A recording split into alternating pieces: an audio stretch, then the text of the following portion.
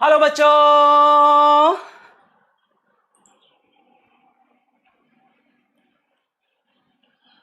Hello बच्चों।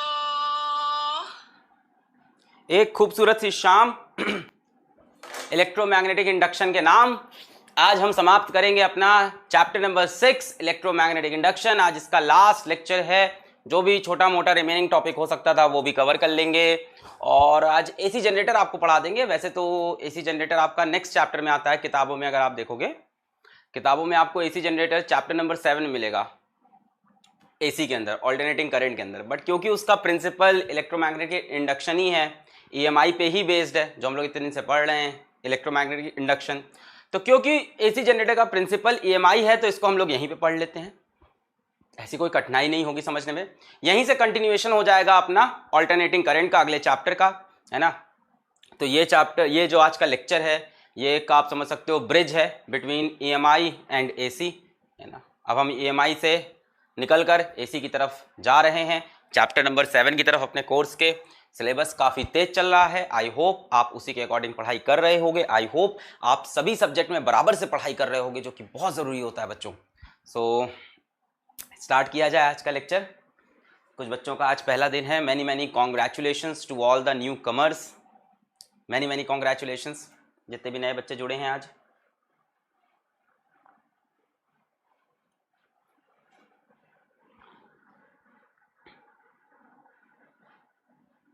नहीं, transformers नहीं, ट्रांसफॉर्मर्स तो मैं आपको एसी के अंदर ही पढ़ाऊंगा।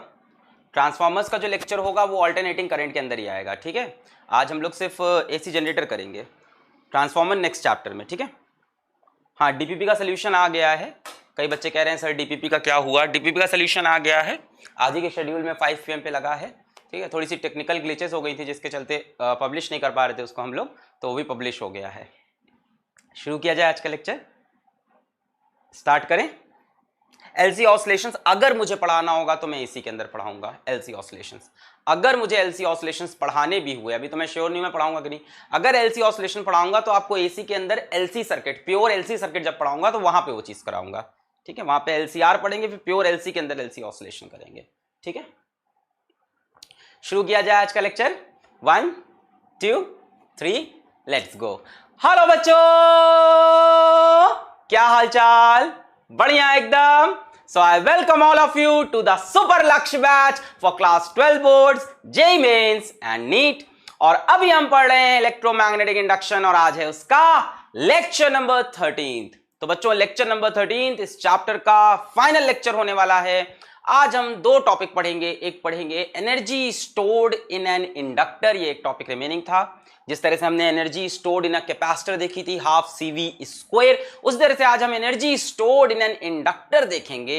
और उसके बाद बच्चों आज एक नया टॉपिक पढ़ेंगे, that is AC generator, alternating current का जनरेटर, जो घर के बाहर जनरेटर रखा रहता है डुक डुक डुक डुक डुक डुर, उसको आज हम डिटेल में स्टडी करेंगे, उसके फॉर्मूले पढ़ेंगे, मैथमेटिक्स पढ़ेंगे उसके अंदर की।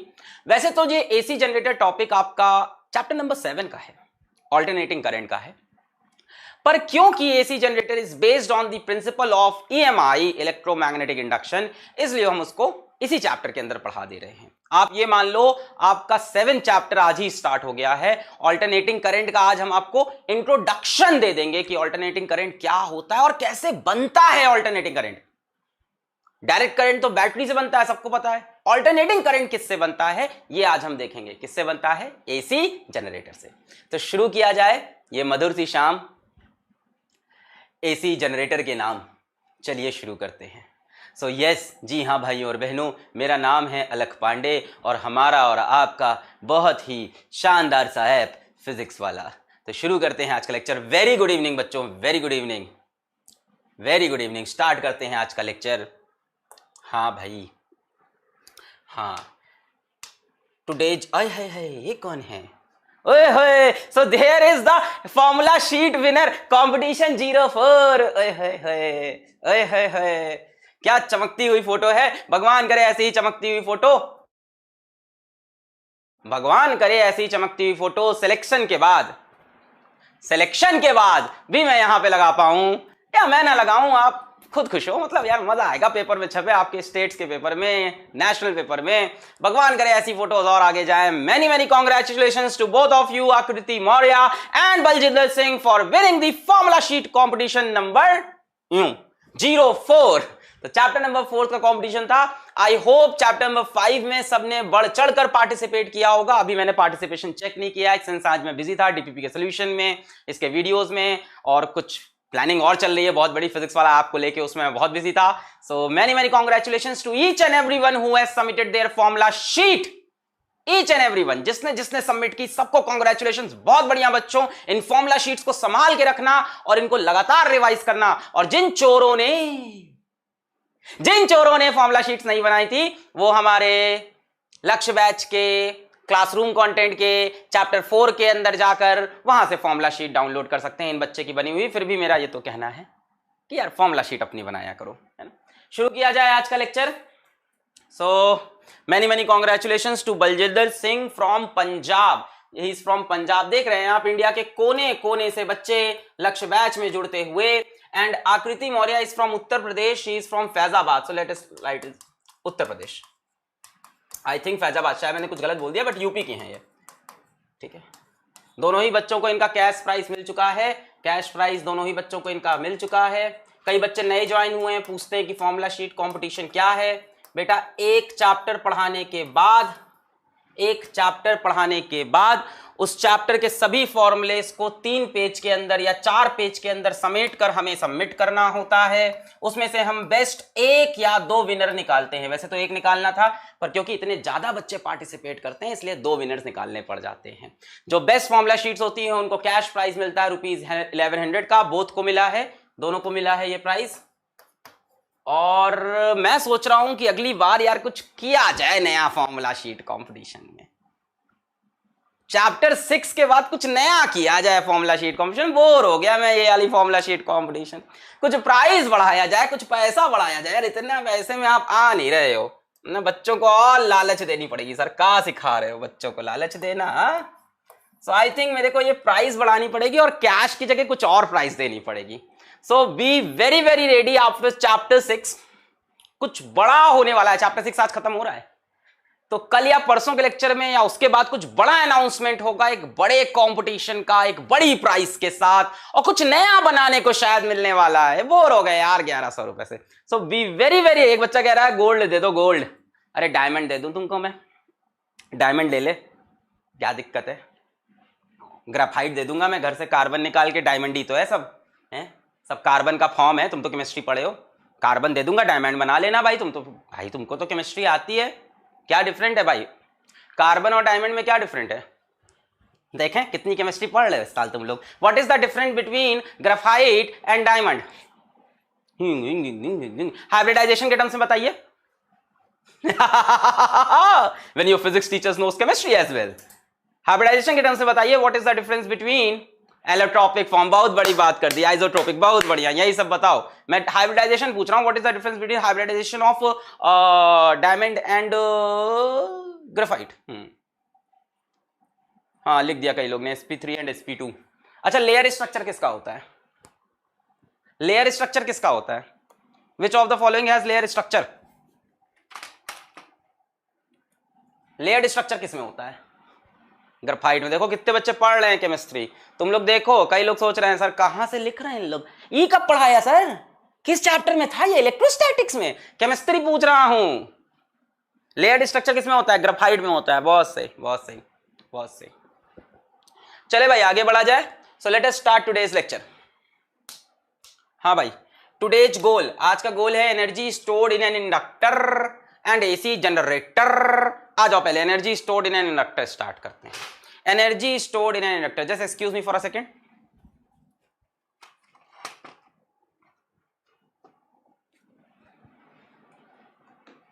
हाँ भाई, energy stored in an inductor, ये टॉपिक अपना बचा था। मान लो यहां पे हमारे पास एक इंडक्टर है जिसका सेल्फ इंडक्टेंस एल है, जिसका सेल्फ इंडक्टेंस एल है, और इसमें करंट आई आ रहा है जो कि इंक्रीजिंग है। कैसा है? इंक्रीजिंग करंट आई आ रहा है। क्या होगा इंडक्टर को? हाँ, इंडक्टर कैसा होता है? शादी ब्याह में कौन आता है? जीजा जी, और कौन आते हैं, फूफा जी, उनके जैसा होता है ना, नाक से कोड़ लेता है, जो भी चीज होती है अच्छी नहीं लगती इसको। करंट कैसे इंक्रीज करेगा मेरे रहते हुए, मैं इसको डिक्रीज कर देगा। कैसे डिक्रीज करेगा भाई साहब, कैसे, अपोज कर देगा, इस तरफ इंड्यूस्ड करंट बना देगा, है कि नहीं भाई, है कि नहीं। इंक्रीजिंग करंट दिखेगा, ये कहेगा भाई साहब इस तरफ हम क्या दे देंगे, इंड्यूस्ड करंट दे देंगे। क्या दे देंगे, इंड्यूस्ड करंट। मेरे को बताओ, मेरे को प्लस माइनस लिखना है तो कैसे लिखना चाहिए, मेरे ख्याल से इधर प्लस इधर माइनस लिखना चाहिए, हाँ कि ना भाई। इसका जो ईएमएफ बनेगा इंड्यूस्ड ईएमएफ, इधर प्लस और इधर माइनस से बनेगा, हाँ कि ना भाई।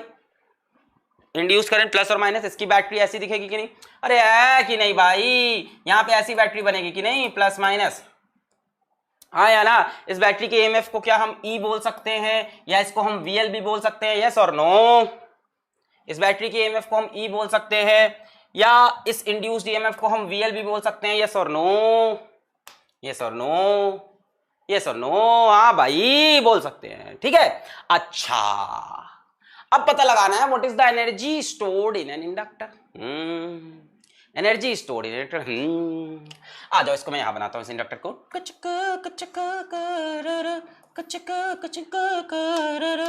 ये मान लो इंडक्टर है, कहां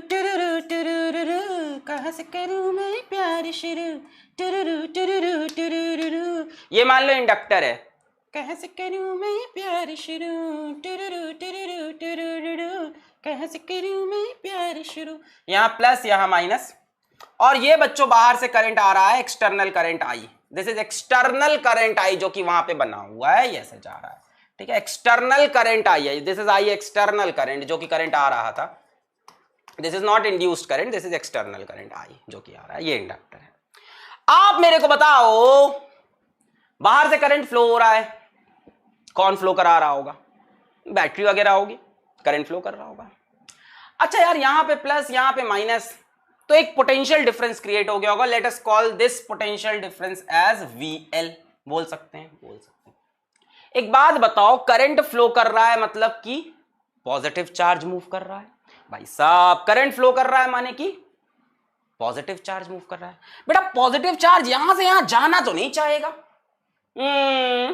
यहां से डीक्यू चार्ज को लेके जाना पड़ेगा कि नहीं, कौन लेके जाएगा, इधर प्लस बन गया इधर माइनस, करंट जा रहा है मतलब यहां से, मतलब जाना चाहेगा, पर इसको लेके कौन जाएगा, इस डीक्यू चार्ज को यहां से यहां कौन लेके जाएगा, इस डीक्यू चार्ज को जहां से जहां कौन लेके जाएगा, कौन लेके जाएगा इस डीक्यू चार्ज को, भाई करंट ऐसे फ्लो कर रहा है, डीक्यू चार्ज को यहां से यहां कौन लेके जाएगा, एक्सटर्नल सर्किट। सो हम बोल सकते हैं जब डीक्यू चार्ज यहां से यहां गया, work done by external agent, work done by external agent in moving dq from plus to minus, ऐसे कर लें, from plus to minus, in moving dq from plus to minus, कितना वर्क डन होगा, potential difference VL है, charge कितना है भाई साहब, चार्ज है dq। एक बात बताओ, dq चार्ज अगर VL पोटेंशियल डिफरेंस में जाएगा तो कितना वर्क डन होगा, वर्क डन, पोटेंशियल डिफरेंस नहीं, वर्क डन, dq चार्ज यहां से यहां गया तो बेटा वर्क डन कितना होगा, वर्क डन बताओ भाई, चाइनीज भाषा में लिख रहे हैं बच्चे, चाइनीज, कितना होगा VDQ। ए भाई कौन है ये फोर्स बता रहा है, VDQ, ये फोर्स कौन लिख रहा है, कौन गधा आ गया है, छी जीरो लिख रहे हैं कई लोग, कोई वर्क ही नहीं होगा, चार्ज मूव करेगा पोटेंशियल डिफरेंस में, कोई वर्क ही नहीं होगा, VDQ, बहुत बढ़िया। तो भाई साहब छोटा सा वर्क हुआ, छोटा सा वर्क हुआ by external agent, and that is equals to dq times of VL, लिख दिया मैंने, पोटेंशियल डिफरेंस को VL बोला है, dq times of VL, dq times of VL, FDX बता रहे हैं work done, dq times of VL, ठीक है भाई, बहुत बढ़िया बहुत बढ़िया बहुत बढ़िया बहुत बढ़िया बहुत बढ़िया। तो छोटा सा work done dw bye external agent is dq times of VL, ठीक है भाई। मेरे को एक बात बताओ कि यहां पे इंडक्टर है, inductance L, current I, what is VL, क्या VL की वैल्यू LdI/dt होगी, बिल्कुल होगी। So work done by external agent is equals to d Q into L d I by d t. बोलो सही है? L d I by d t, yes और नो? L d I by d t, yes और नो? Okay okay. अब मैंने यहां पे दिमाग लगाया, वेरिएबल्स घुमाया और इसको साथ में कर लिया। कर सकते हैं कि नहीं कर सकते हैं भाई? हमने कहा कि हम इसको साथ में कर लेंगे। ओए होए होए होए होए, हम कहेंगे भाई इसकी शादी हम इसके साथ करा दे। आए है सर शादी, सर लक्ष्य बैच में शादी भी होती है क्या सर? आई हाँ, तो हमने कहा कि इसकी शादी इसके साथ करा दिया, D q by d T. क्या बन गया? क्या बन गया? करंट बन गया। D W external, work done by external, छोटा सा वर्क डन बाई एक्सटर्नल, ये करंट बन गया, ये इंडक्टेंस और ये डी आई, यानी I L d I, I L d I. Now this is just the small work done. मेरे को टोटल वर्क डन चाहिए। टोटल वर्क डन सर कब से कब चाहिए? सर टोटल वर्क डन आपको कब से कब चाहिए? सही सही बताओ, क्या मतलब कहां से कहां तक का वर्क डन? जरा सोचो, जरा सोचो। करेंट ऐसे करते हैं, let current grow from I is equals to 0 to I is equals to I। मान ले I इज इक्वल्स टू 0 से, I नॉट नहीं, मैंने I लिख दिया बेटा, I नॉट ना लिखने की जगह एक नया वेरिएबल इंट्रोड्यूस करने, I 0 से I is equals to I, यहां तक का वर्क डन चाहिए। अच्छा ठीक है, यानी total work done is equals to, ऐसे लिखते हैं बाय एक्सटर्नल एजेंट। थोड़ा भाषा लैंग्वेज पे ध्यान देते हैं अपनी। टोटल वर्क डन, इसको क्या करूं? कोपचे में तो है ये, चलो यहीं पे ले लेते हैं। हाँ हाँ, आ जाओ, सबको समझ में तो आ रहा है। What is the total work done by external agent? What is the total work done by external agent? बच्चों work done by external agent is equals to integration of small work done by external agent. बहुत बढ़िया भाई, तो इसको हम integrate कर देंगे। वाह भाई वाह भाई वाह, इंटीग्रेट कर देंगे। I L d I, I L d आई, शुरू में करंट मान लिया 0, बाद में मान लिया आई। बच्चों work done by external agent is equals to L, तो कांस्टेंट बाहर आ गया। Integration of I d I, integration of I d I, क्या integration of I d I कर लेंगे? 0 से I. Integration of I d I is, बोल बच्चा बोल, integration of I d I is,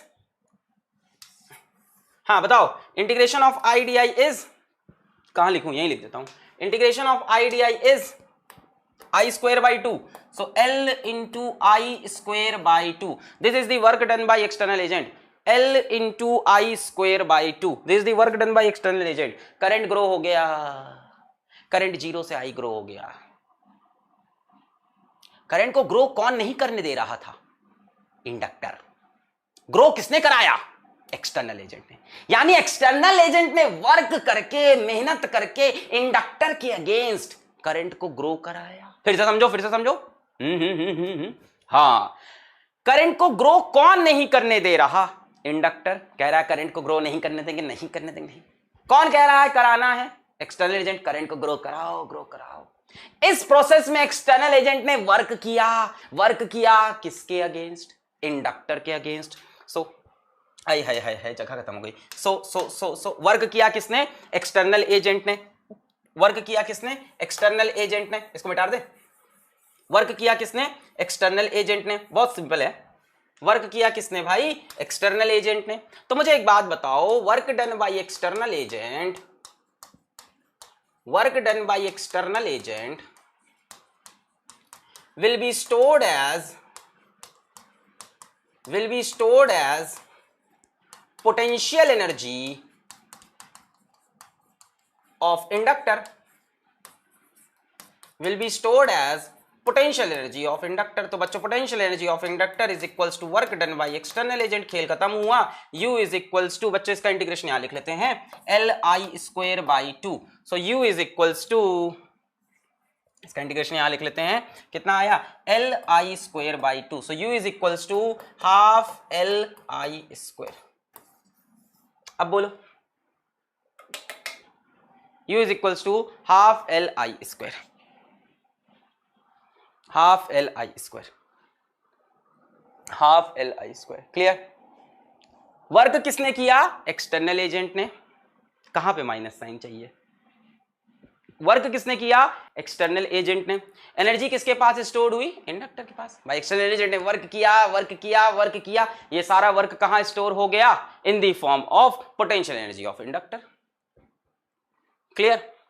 जैसे हाफ सी वी स्क्वायर था capacitor में, half C V square, half C V square, यहां पे क्या हो गया? Half L I square. Clear? क्या यहां पे, यहां का माइनस साइन होगा, एल बाहर जाएगा, आई डी आई का इंटीग्रेशन आई स्क्वायर बाई 2। क्या बताए भाई? हमने कहा ये इंडक्टर है, इसमें करंट आया, करंट इंक्रीजिंग है। बेटा ये करंट इंक्रीजिंग है तो इंडक्टर इसको अपोज करेगा, एक इंड्यूस करंट बनाएगा अपोजिट दिशा में।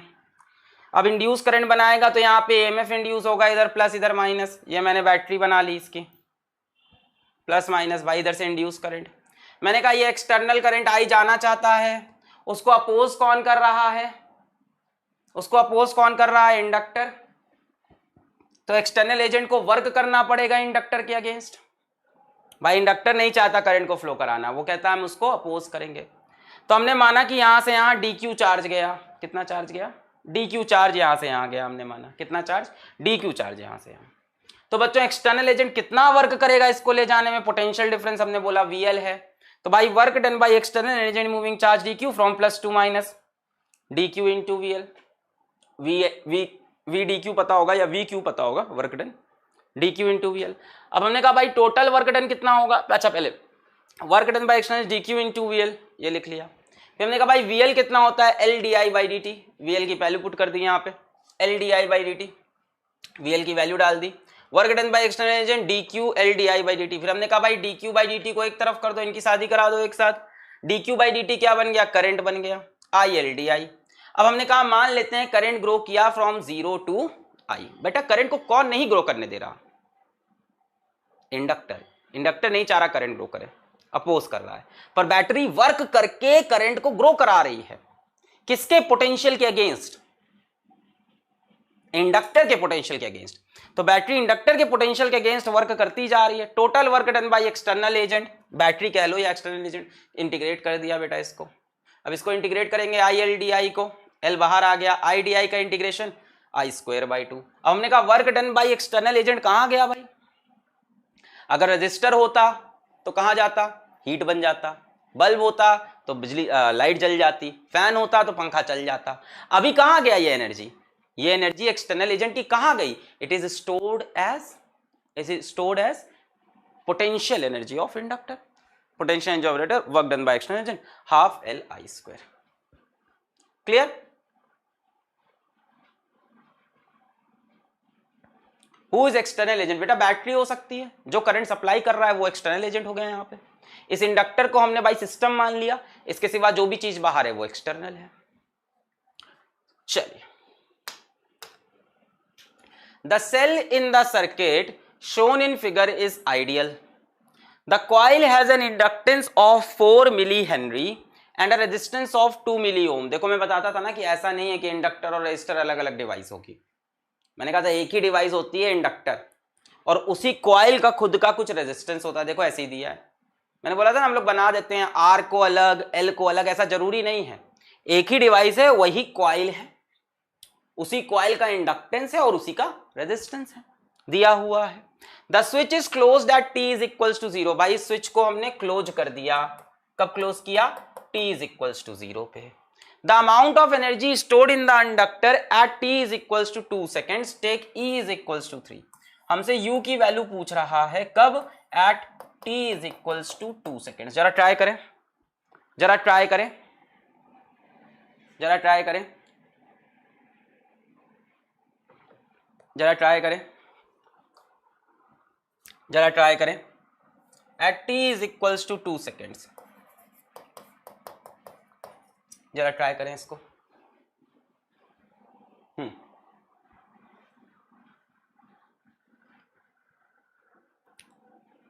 कई लोग डी बता रहे हैं आंसर सीधा। क्यों डी बता रहे हो? भेड़ चाल, भेड़ चाल जान से प्यारी है, सबसे प्यारी भेड़ चाल हमारी है। लक्ष्य बैच में भेड़ पढ़ते हैं, भेड़। मेरे को भालू बोलते हो, तुम सब भेड़ हो, भेड़। अगर मैं भालू तो तू भेड़। डी आंसर नहीं है।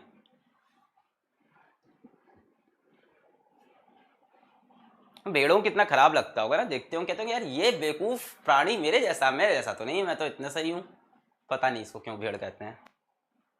हाँ आप कुछ भी बोल दो, आप कुछ भी बोल दो। आ जाओ भाई, सवाल देखते हैं क्या है सवाल।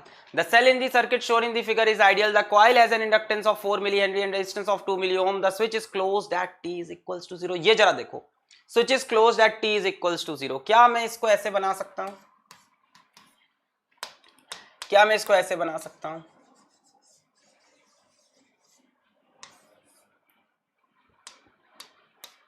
क्या मैं इसको ऐसे बना सकता हूं?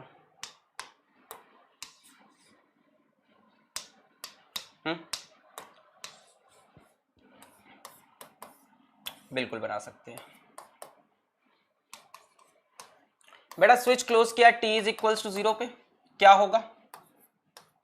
क्या होगा जैसे ही स्विच क्लोज करोगे?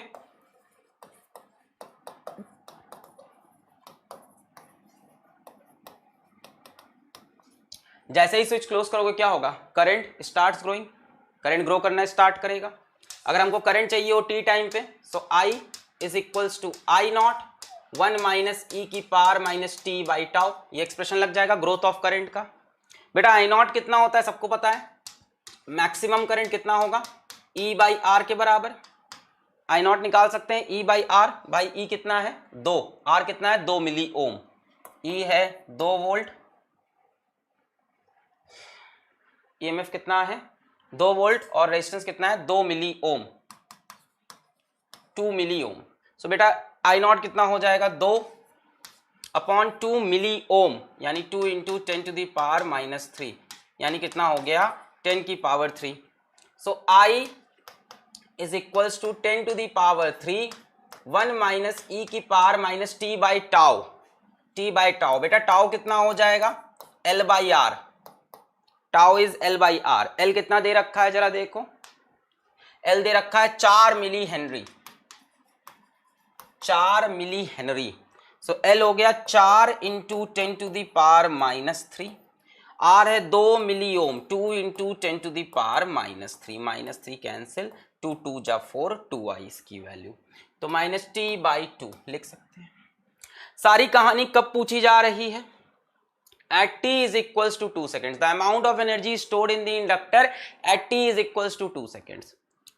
तो यार अब हम t की वैल्यू 2 रख दें, हमको करंट मिल जाएगा। एनर्जी स्टोर कितनी होगी हाफ एल आई स्क्वायर।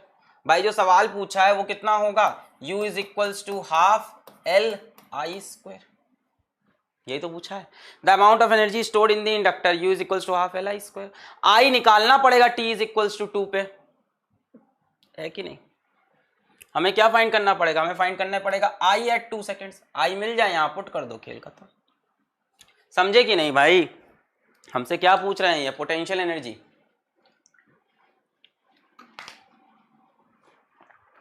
हमसे ये पूछ रहे हैं एनर्जी स्टोर्ड इन इंडक्टर। तो हमने कहा भाई एनर्जी स्टोर्ड कितनी होती है half L I square. L तो पता है, आई नहीं पता। भाई इसमें क्या होगा, जैसे ही स्विच क्लोज करेंगे करंट ग्रो करेगा। तो हमने कहा t इज इक्वल टू 2 पे क्या करंट होगा, तो हमने इक्वेशन बनाई है ना, I is equal to I not 1 minus e की power minus t by tau. I not की वैल्यू निकाली E बाई आर से, टाउ की वैल्यू निकाली L बाई आर से, खत्म। अब t इज इक्वल टू 2 पे आई चाहिए मुझको, t की वैल्यू 2 रख दो। I is equal to 10 to the power 3 1 minus e की power minus 2 by 2, 2 2 cancel, e की power minus 1। I is equal to 10 की पावर 3 1 माइनस 1 बाई ई। जरा देखो ई की वैल्यू दे रखी है इन्होंने, ई की वैल्यू 3 दे रखी है, अपने मन से मत लिखना। ई की वैल्यू 3 दे रखी है तो 3 ही रखना पड़ेगा। Take E is equals to 3, तो ई की वैल्यू 3 रख देंगे। I is equals to 10 to the power 3 1 minus 1 by 3 हो जाएगा भाई। ई की वैल्यू 1 माइनस 1 बाई ई था, ई की जगह 3 रख दिया।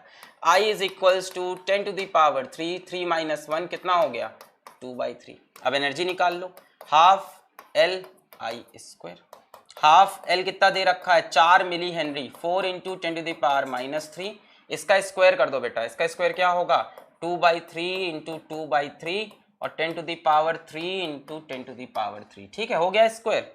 2 से 2 मर गया, 4 2 जा 8, 4 2 जा 8, 3 3 जा 9, 10⁻³ से 10⁻³ कैंसिल, क्या बचा 10⁻³ जूल्स। ये आ रहा है क्या 8/9 इंटू 10⁻³ जूल्स, ये रहा। क्लियर है? तो इसमें दो कॉन्सेप्ट लग गए अपना, एक तो करंट निकालने वाला तरीका I is equals to I0 1 minus e⁻t/τ और दूसरा एनर्जी का। क्लियर? B फॉर बैबिट नहीं होता है, R फॉर रैबिट होता है। एक बच्चा लिख रहा है sir B for babbit, R for rabbit होता है बेटा, कोई बात नहीं। खरगोश, खरगोश समझते हो, खरगोश। क्लियर है? हाँ हाँ सब गलत है, बच्चा कह रहा गलत है। हाँ बेटा सब गलत है, यहाँ सब गलत पढ़ाया जाता है, मत पढ़ो, यहाँ बहुत बहुत बेकार पढ़ाई होती है। Let's go to AC generator. हम लोग नई चीज स्टार्ट कर रहे हैं आज, एसी जनरेटर। ठीक है, क्लियर है कि नहीं यार? अरे सिंपल सा सवाल था, तुमसे कह रहा है कि एनर्जी निकाल के बताओ इंडक्टर के अंदर की। कब एनर्जी निकालनी इंडक्टर के अंदर? Amount of energy stored in the inductor at t is equals to 2 seconds. तो भाई इंडक्टर की एनर्जी होती है हाफ LI²। कब निकालना है? t is equals to 2। भैया ये करंट कांस्टेंट नहीं है ना, करंट तो वेरी करेगा, यहाँ करंट ग्रो करेगा, जैसे ही स्विच क्लोज करोगे करंट बढ़ने लगेगा। ग्रोथ ऑफ करंट टॉपिक नहीं पढ़ा था क्या हमने?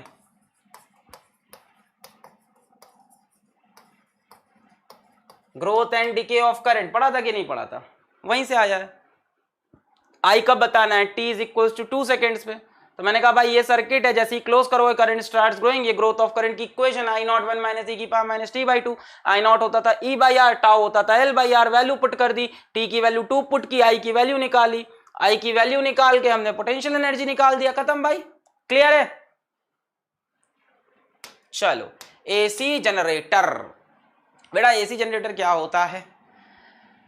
एसी जनरेटर बच्चा ऐसी डिवाइस है जो मैकेनिकल एनर्जी को इलेक्ट्रिकल एनर्जी में कन्वर्ट करे। तो 10th क्लास से पढ़ते आ रहे हो इतना तो, है ना? Electric motor and AC generator, इनके बीच में डिफरेंस लिखते चले आ रहे हैं, है ना? ऐसे दिमाग में रट के जाते थे। Electric motor is a device which converts electrical energy to mechanical energy, AC generator is a device which converts mechanical energy to electrical energy.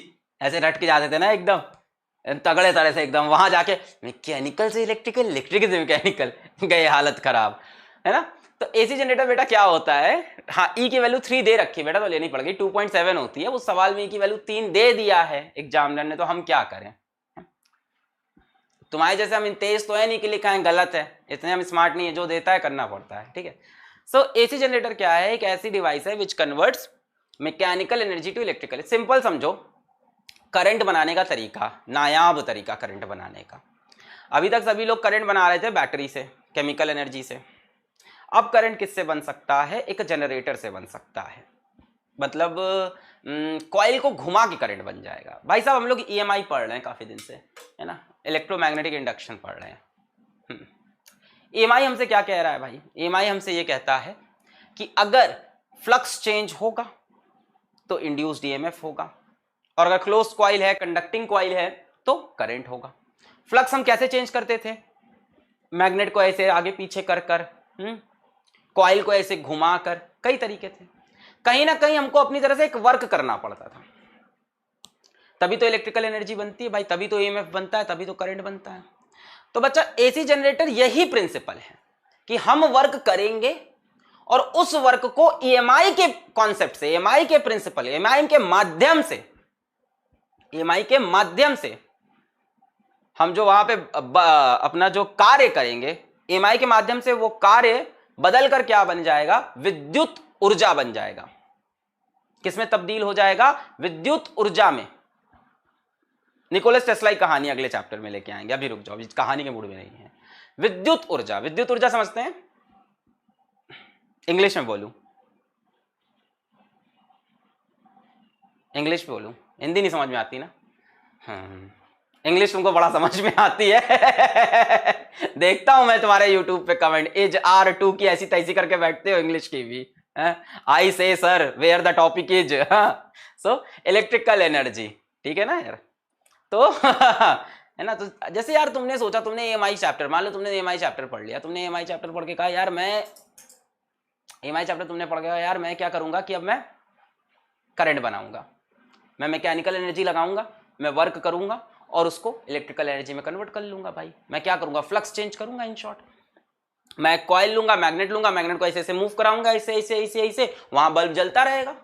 भाई मैं कॉइल में मैग्नेट ऐसे ऐसे ऐसे ऐसे करता रहूंगा, फ्लक्स चेंज होता रहेगा, तार के थ्रू बल्ब बढ़िया जलता रहेगा। तुमने ऐसा सोचा है ना। तो यही चीज सोची किसने, निकोलस टेस्ला ने। नेक्स्ट लेक्चर में कहानी लेके आएंगे पूरी निकोलस टेस्ला की, कवर करेंगे, मजा आएगा। तो उन्होंने भी यही चीज सोची और क्या किया कि एक एसी जनरेटर बनाया। अब देखो जरा पढ़ते हैं, अंदर घुसते हैं थोड़ा। क्या किया उन्होंने, ये ऐसे मैग्नेट को मूव नहीं कराया और अच्छा तरीका निकाला कॉइल को गोल गोल घुमाने का। ठीक है, आओ। एसी जनरेटर और डायनेमो, कई बच्चे डायनेमो पूछ रहे थे।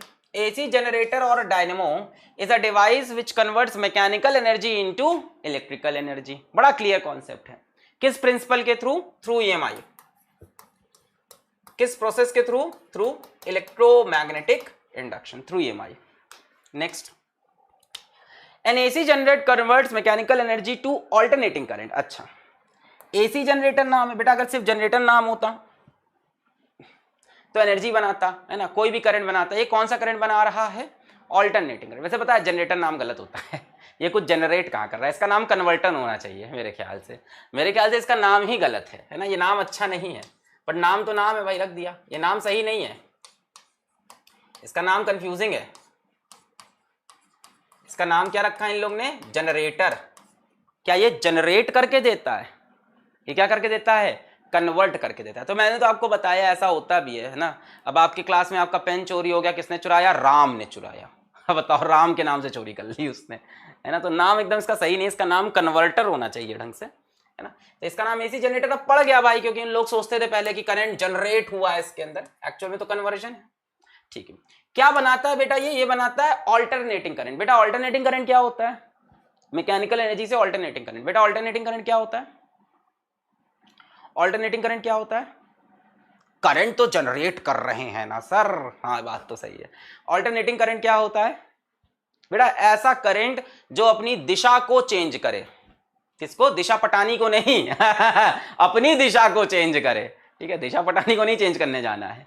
ऐसा करंट जो अपनी दिशा, वेरिएबल कहना पूरी तरह से सही नहीं है, डायरेक्शन चेंज होना बहुत जरूरी बेटा। वेरिएबल करंट डीसी भी हो सकता है, डीसी करंट भी वेरिएबल हो सकता है, वैल्यू डीसी की भी चेंज हो सकती है। अगर किसी करंट की दिशा चेंज हो रही है रेगुलर इंटरवल्स पे, then that is an AC current. Clear है, डायरेक्शन जिसका चेंज हो, कभी पॉजिटिव कभी negative. Alternating current, a current which changed its direction regularly after a fixed interval of time. एक फिक्स्ड इंटरवल ऑफ टाइम के बाद ये अपने दिशा को बार बार चेंज करता रहे, ऐसे करंट को क्या बोलते हैं, ऑल्टरनेटिंग करंट। ये नेक्स्ट चैप्टर में इन डिटेल इसके ऊपर घुसेंगे हम। ठीक है, ऑल्टरनेटिंग करंट अपना समझ लो, नेक्स्ट चैप्टर बस आने ही वाला है। नेक्स्ट चैप्टर अपना यहीं से शुरू होगा, वहां पे आपको टेस्ला की कहानी वगैरह सब सुनाई जाएगी। ठीक है, बढ़िया। नेक्स्ट चैप्टर में current which changes direction regularly after a fixed interval of time. बच्चों बात आई इसके प्रिंसिपल की। इसका प्रिंसिपल सभी लोग चिल्ला के बता दें क्या होता है, इसका प्रिंसिपल क्या होता है, सभी लोग बताएं इसका प्रिंसिपल क्या होता है। EMI एकदम simple, electromagnetic induction. A close coil is rotated in a uniform magnetic field, the magnetic flux linked with coil changes and EMF is induced। क्या करेंगे, एक क्लोज कॉइल को रोटेट करेंगे यूनिफॉर्म मैग्नेटिक फील्ड में। बच्चा ये coil ले लिया और एक यूनिफॉर्म मैग्नेटिक फील्ड बना ली हमने। एक यूनिफॉर्म मैग्नेटिक फील्ड के अंदर इस कॉइल को हमने रोटेट किया, एक यूनिफॉर्म मैग्नेटिक फील्ड के अंदर इस कॉइल को हमने रोटेट किया, इसको हमने घुमाया, इस कॉइल को हमने घुमाया तो क्या हुआ, लगातार इसमें से फ्लक्स चेंज होता रहेगा भाई। बी और ए के बीच का एंगल चेंज होता रहेगा, मैग्नेटिक फील्ड और एरिया वेक्टर के बीच का एंगल चेंज होता रहेगा। फ्लक्स चेंज होगा तो ईएमएफ प्रोड्यूस होगा तो करंट प्रोड्यूस होगा। Magnetic flux, the magnetic flux linked with coil changes and EMF is induced. तो बेटा इसका प्रिंसिपल एकदम सिंपल भाषा में क्या बोल सकते हो, EMI, इलेक्ट्रोमैग्नेटिक इंडक्शन।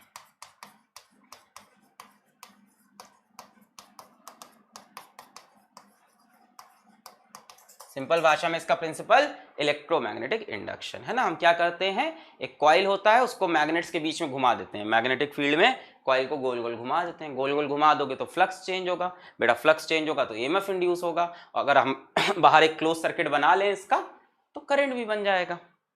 आगे बढ़ते हैं। कंस्ट्रक्शन, बेटा इसका कंस्ट्रक्शन कुछ ऐसा होता है, जनरल किताबों में देखोगे तो ऐसा कंस्ट्रक्शन दिखेगा। इसमें क्या क्या चीजें हैं, एक तो हमारी पोल मैग्नेट है, नॉर्थ पोल साउथ पोल, ध्यान से देखो तो तुमको समझ में आएगा। थोड़े से सिलेंड्रिकल मैग्नेट लिए गए हैं, सिलेंड्रिकल क्यों लिए गए हैं शायद आप लोग खुद ही बता दोगे। मुझे ये बताओ ये पोल मैग्नेट सिलेंड्रिकल क्यों है, बता सकते हैं? ये पोल मैग्नेट सिलेंड्रिकल क्यों है? ये पोल मैग्नेट सिलेंड्रिकल क्यों है, कोई बता सकता है? हाँ, रेडियल फील्ड बनेगी, मैग्नेटिक फील्ड स्ट्रांग बनेगी, इस चीज के लिए कि यहाँ पे एक स्ट्रांग मैग्नेटिक फील्ड बन पाए। तो इसलिए हम बच्चों ऐसे एक नॉर्थ साउथ फील्ड मैग्नेट लेते हैं। अब बच्चों ये एक्चुअल में जब लिया जाता है ना तो ये इलेक्ट्रोमैग्नेट होता है। ये जो घर के बाहर जो जनरेटर रखा होता है उसमें ऐसा परमानेंट मैग्नेट नहीं रखते, उसमें इलेक्ट्रोमैग्नेट होता है। ठीक है, क्या लगाते हैं? इलेक्ट्रोमैग्नेट, इसके अंदर स्ट्रांग इलेक्ट्रोमैग्नेट लगा देते हैं। बीच में बेटा एक आर्मेचर कॉइल लगाते हैं। आर्मेचर कॉइल ये क्या होता है बेटा? कुछ नहीं है, वायर है, कॉपर का वायर ऐसे ऐसे लेके घुमा देते हैं। किसके ऊपर घुमाते हैं? आर्मेचर कॉइल के अंदर। ही सब पढ़ा होगा, टेंथ में नहीं पढ़ा कोई बात नहीं बेटा। यहाँ पे हमने एक कॉइल लिया है, कुछ नहीं, सिंपल कॉइल ऐसे समझ लो, वायर है, अभी के लिए इतना समझ लो, कई नंबर ऑफ टर्न्स वाला वायर। ज्यादा नंबर ऑफ टर्न से क्या होगा? ज्यादा फ्लक्स मिलेगा, ज्यादा फ्लक्स में चेंज होगा, है कि नहीं, है ना। तो यहाँ पे खूब ढेर सारे नंबर ऑफ टर्न्स वाला एक कॉइल लेते हैं और इसके बीच में कई बार सॉफ्ट आयरन कोर भी डाल देते हैं। सॉफ्ट आयरन कोर क्यों डालते हैं ये भी आप बता सकते हो? फ्लक्स मोर होगा, है ना, सॉफ्ट आयरन कोर से फ्लक्स बढ़ जाएगा। ठीक है, ये हो गई दो चीजें। और क्या है बेटा, यहाँ पे देखो दो स्लिप रिंग्स लगी हैं, यहाँ पे दो स्लिप रिंग्स हैं S1 और S2। अब ये स्लिप रिंग्स क्यों लगी होती हैं अभी आगे पढ़ते हैं बेटा। ये लगातार कांटेक्ट बनाई रहती हैं इसका एक्सटर्नल सर्किट के साथ। यहाँ पे क्या लगाई? दो slip rings S1 and S2। क्या लगी है? ये slip rings S1 and S2। ठीक है, इनका काम क्या है? इनका काम होता है बेटा लगातार कांटेक्ट बनाए रखना इस कॉइल का बाहर के सर्किट के साथ। ठीक है, फिर यहाँ पे क्या है? दो ब्रशेस रख रखे हैं B1 B2। इनका काम क्या है? एक्सटर्नल सर्किट का स्लिप रिंग के साथ कांटेक्ट बनाए रखना। अभी सब पढ़ते हैं एक एक करके। ये इनके साथ इनका कांटेक्ट, ये इनके साथ इनका कांटेक्ट बनाए रखते हैं। अभी आगे इसकी बात भी करते हैं। ठीक है, नहीं बेटा यहाँ पे स्प्लिट स्लिप रिंग्स नहीं होती, यहाँ पे एक पूरी सर्कुलर पूरी सिलेंड्रिकल स्लिप रिंग्स लेते हैं बच्चों।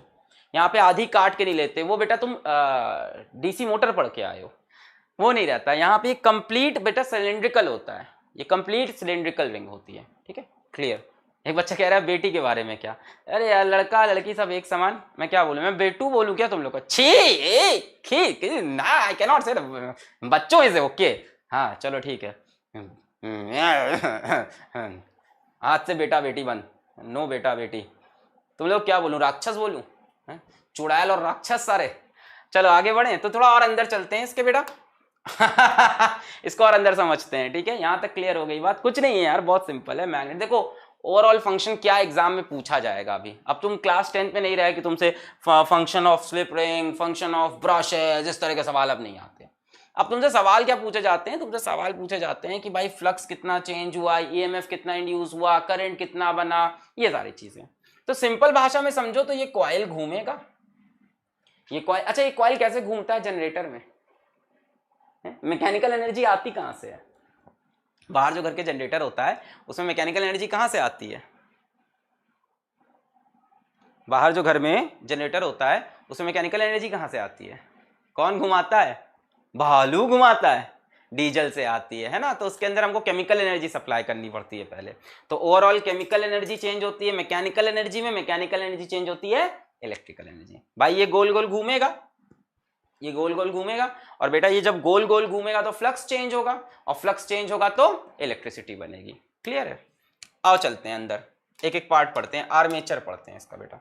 ये आर्मेचर कॉइल, ये जो कॉइल है इसके बारे में पढ़ते हैं। Armature rectangular coil having large number of turns of insulated copper wires wound on a soft iron core. एक सॉफ्ट आयरन कोर के ऊपर ढेर सारे टर्न्स वाला एक रेक्टेंगुलर कॉपर वायर है। ठीक है, ढेर सारे टर्न्स वाला एक सॉफ्ट आयरन कोर लिया, उसके ऊपर ऐसे मान लो, ऐसे मान लो हमने सॉफ्ट आयरन कोर लिया यहाँ पे। ठीक है, और इसके ऊपर ऐसे ऐसे समझो, इसके ऊपर ऐसे ऐसे ऐसे ऐसे ढेर सारे नंबर ऑफ टर्न्स दे दिए कॉपर वायर के। भाई जितने ज्यादा नंबर ऑफ टर्न्स दोगे उतना ज्यादा फ्लक्स बनेगा, और उतना ज्यादा फ्लक्स का चेंज भी होगा। अभी समझाते हैं कैसे, आगे बढ़ते हैं। फिर क्या है, the core is laminated to avoid eddy current loss. अब बेटा जो इसका इसका जो कोर बनता है, जो सॉफ्ट आयरन कोर लेते हैं, आर्मेचर ये देखो, कोर ये रही कोर, और इसके ऊपर वायर लपेट दिया, ठीक है ना, ऐसे, ठीक है, ठीक है, इसके ऊपर वायर लपेट दिया। तो जो इसकी जो कोर बनाई जाती है उसको कैसा बनाते हैं, लेमिनेटेड। किसके लिए, एडी करेंट के लिए। भाई लेमिनेटेड क्यों कर देते हैं, लेमिनेटेड का मतलब याद है, ऐसे इसको पतले पतले पतले पतले स्लाइसेस में काट कर फिर लेमिनेट कर कर आपस में चिपका देना, जिससे एडी करंट का लॉस ना हो। भाई आप देख रहे हो यहाँ पे क्या चेंज हो रहा है, मैग्नेटिक फ्लक्स चेंज हो रहा है।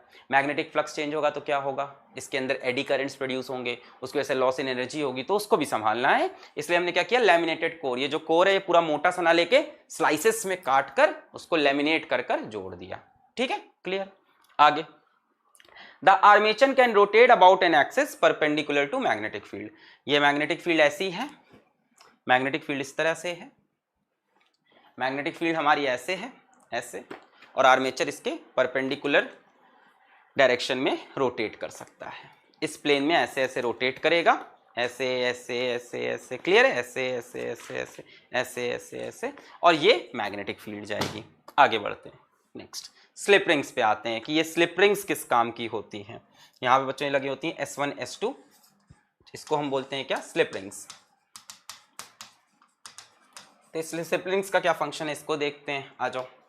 The two ends of armature coil are connected to two coaxial brass rings S1 and S2 called slip rings। देखो ये क्या है ना, ये जो आर्मेचर कॉइल है, यहाँ समझो एक ऐसे निकला हुआ है, एक ऐसे निकला हुआ कंडक्टर, यहाँ से एक कंडक्टर ऐसे निकला है, एक कंडक्टर ऐसे सीधा निकला है। ये देखो एक ऐसे निकला है, एक ऐसे निकला है। बेटा ये जो लगाते हैं इसको स्लिप रिंग कहते हैं। अब ये क्यों लगाते हैं जरा समझो, एक ऐसे वायर है, ठीक है, ऐसे ऐसे देखना चाहिए, दिख रहा है ये। अब देखो यहाँ पे ये वाला जो जा रहा है इसको S2 से जोड़ा है, और ये वाला आ जा रहा है इसको S1 से जोड़ा है। जरा बात को समझना आराम से, इसका ये वाला रॉड जाकर S2 से जोड़ा यहां, और इसका ये वाला रॉड जाकर S1 से जोड़ा यहां। एक चीज और समझना कि ये ना हॉलो टाइप की है, इसके अंदर जैसे यहां से S1 में से देखो दो तार निकल रहे हैं, एक तो ये वाला आके S1 से जुड़ गया, ये आके S1 से जुड़ गया, और ये वाला इसके अंदर से बिना टच किए S2 पे जाएगा, बिना टच किए। देखो ध्यान से देखो, फिर से थोड़ा फील लेना पड़ेगा, इसका थोड़ा समय सोचना पड़ेगा आराम से आपको। क्या है ना, इसके अंदर से देखो दो रॉड आ रहे हैं S1 के अंदर से, दिख रहे हैं, दो रॉड आते हुए या दो वायर आते हुए दिख रहे हैं ऐसे। तो बेटा ये वाला वायर आके इसमें टच करा दिया गया ऐसे, और ये इसके अंदर से सैगा सैगा निकल गया बिना कहीं टच किए। ये ऐसे है ना, तो यहां से एक और एक आके इसके अंदर ऐसे टच कर गया S1 में, एक तो S1 में टच कर गया, और दूसरा वाला बिना टच किए ऐसे निकल गया, कहां चला गया, S2 पे। ठीक है, एक वायर एक ही रिंग को टच करता है ऑलवेज। क्या होगा, अब देखो जब ये कॉइल घूमेगा ना, कॉइल घूमेगा तो EMF बनेगा, कॉइल घूमेगा तो फ्लक्स चेंज होगा, कॉइल रोटेट करेगा तो फ्लक्स चेंज होगा, फ्लक्स चेंज होगा EMF बनेगा, है ना, करंट बनेगा। अब करंट बाहर भी तो भेजना है, अब कैसे भेजें, सोचो ये ऐसे निकला हुआ ऐसे ऐसे घूम रहा है, तो मान लो इस पे दो तार लगा के बैठे हो, ये मान लो कॉइल है अपना, ठीक है, और यहां से ऐसे ऐसे इसके दो एंड है, ठीक है, ये कॉइल है और ये इसके दो एंड है, तुमने एक तार यहां बांधा है, यहां, अब ये कॉइल ऐसे घूमेगा तो तार फंस नहीं जाएगा आपस में। क्यों लगाई गई स्लिप रिंग्स, इसका रीजन यही है कि मान लो ये पूरा कॉइल है और ये कॉइल का आउटपुट है, समझ लो ऐसे। अब तुम सीधा इससे दो तार लगा दो, बल्ब जलाओ, अब ये घूमेगा, इसे पूरा हो जाएगा, गया रे तुम्हारा, तो है कि नहीं, ये पूरा ऐसे फंसने लगेगा। इसलिए हमने क्या किया है, यहाँ पे क्या लगा दिया, ऐसे गोल गोल स्लिप रिंग्स लगा दी है जो हमेशा टच करते रहेंगे। अब देखो कॉइल का, जैसे पहले वाले का समझो, S1 के लिए समझो, ये वाला आके बेटा S1 में टच कर रहा है, ये S1 में टच कर रहा है, अब ये गोल गोल घूमेगा, ये S1 को लगातार ऐसे ऐसे ऐसे टच करता रहेगा। ये चीज, ये कॉइल ऐसे गोल गोल गोल गोल गोल घूमेगा, और ये S1 को ऐसे ऐसे ऐसे ऐसे ऐसे ऐसे ऐसे ऐसे ऐसे ऐसे अंदर टच करता रहेगा। क्लियर हुआ, ये गोल गोल घूमेगा, ये इसको ऐसे ऐसे ऐसे ऐसे ऐसे ऐसे ऐसे ऐसे ऐसे ऐसे टच करता रहेगा, इसी के अंदर घूमता रहेगा। और S1 क्या करेगा कि इसी करंट को बाहर B1 को सप्लाई कर देगा। ब्रश B1 ब्रश होता है, इसको टच करता रहेगा। ठीक है, अब इसको आगे देखते हैं, आ जाओ। यहां तक समझ में आया? The two ends of armature coils are connected to two coaxial brass rings S1 and S2 called slip rings. As the armature rotates, the slip rings also rotate with it. क्या बोल रहा है? जैसे ऐसे आर्मेचर रोटेट करेगा, slip ring also rotate। भाई यहां इसको ऐसे फंसा दिया, ये ऐसे ऐसे ऐसे इसके साथ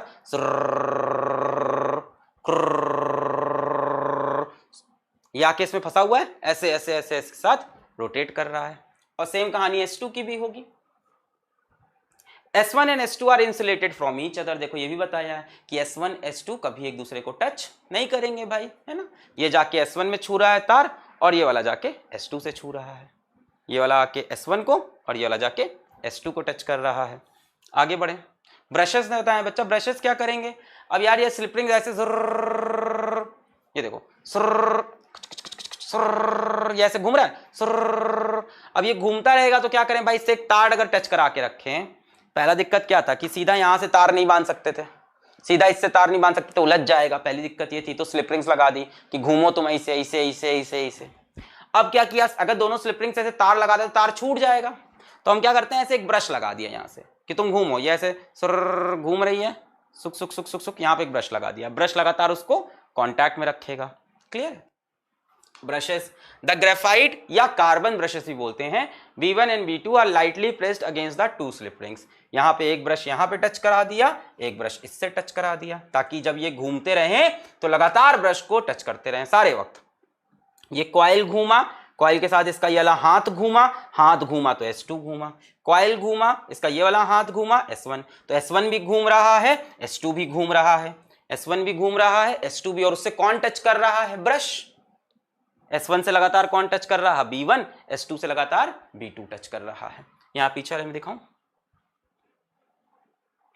S1 से लगातार कांटेक्ट में B1 रहेगा और S2 के साथ लगातार कांटेक्ट में B2 रहेगा, तो इससे करंट एक्सटर्नल सर्किट में जा सकता है। ये सब पूछा नहीं जा रहा पेपर में। ठीक, the current from armature is fed to external circuit through these brushes, है ना। जो आर्मेचर में EMF इंड्यूस हुआ, करंट इंड्यूस हुआ, ये एक्सटर्नल सर्किट में कैसे जाएगा भाई? यहां से स्लिप रिंग्स में होगा, स्लिप रिंग से ब्रशेस में जाएगा। और क्या है? B1 always remains in contact with S1, B2 always remains in contact with S2। ये याद रखना कि कॉन्टैक्ट्स चेंज नहीं होते। डीसी मोटर में चेंज होता था, इसीलिए कंफ्यूज करता है। डीसी मोटर में हर आधे रोटेशन के बाद कॉन्टैक्ट स्विच होते थे, बट यहाँ ऐसा कुछ नहीं है। S1 लगातार B1 के टच में, भाई S1 ऐसे ऐसे ऐसे घूम रहा है, B1 उसको टच कर रहा है, ऐसे ये घूम रहा है भाई। ये कॉइल है, घूमा, ये वाला S1 के अंदर है, ये वाला S2 के अंदर, ये घूमा ऐसे, ये हमेशा S1 के अंदर, ये घूमा ऐसे, फिर ऐसे घूम के आया, फिर ये देखो S1 के अंदर, और ये वाला घूम रहा है S2 के अंदर। S1 किसको टच कर रहा है? B1 को। S2 किसको? B2 को। ऑलवेज। आ जाओ वर्किंग देखते हैं बेटा, वर्किंग। हाँ चलो शुरू करते हैं अब। Let initially the plane of the coil be perpendicular to the direction of magnetic field. हमने कहा मान लेते हैं इनिशियली, शुरुआत में मान लेते हैं, इनिशियली शुरुआत में मतलब जब, व्हेन, शुरुआत, when t is equals to 0, हमने तब कहा कि जो द प्लेन ऑफ कॉइल है वो मैग्नेटिक फील्ड के डायरेक्शन के परपेंडिकुलर है। बेटा ये मैग्नेटिक फील्ड है, प्लेन ऑफ कॉइल इसके परपेंडिकुलर ऐसे है, ये magnetic field, plane of coil इसके परपेंडिकुलर यूं, तो इसको रख लेते हैं ऐसे। प्लेन ऑफ कॉइल कैसा है?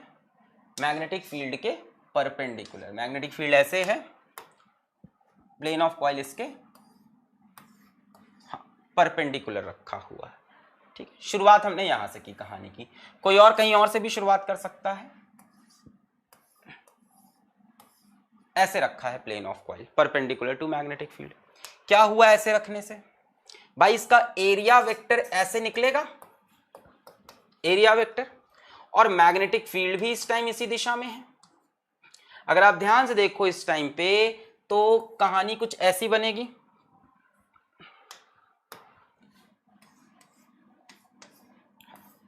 ये एरिया वेक्टर और यही डायरेक्शन मैग्नेटिक फील्ड का है। यानी इस time the angle between area vector and magnetic field is 0 degree. बताओ है कि नहीं? है कि नहीं, है कि नहीं? इस टाइम एरिया वेक्टर और मैग्नेटिक फील्ड क्या है, पैरेलल है, तो थीटा 0। यहां से हमने शुरू की कहानी, बेटा इसको अभी घूमना है गोल गोल।